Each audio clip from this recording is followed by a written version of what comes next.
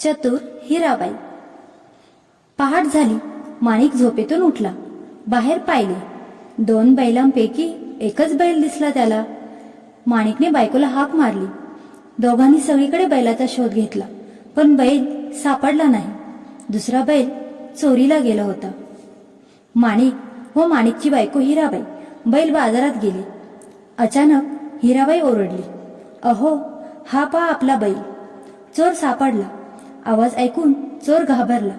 तसे न दाखवता तो बोलला, "हा बैल तर माझाच आहे." दोघे भांडू लागली. हिराबाई चतुर होती. तिने बैलाचे डोळे हाताने बंद केले.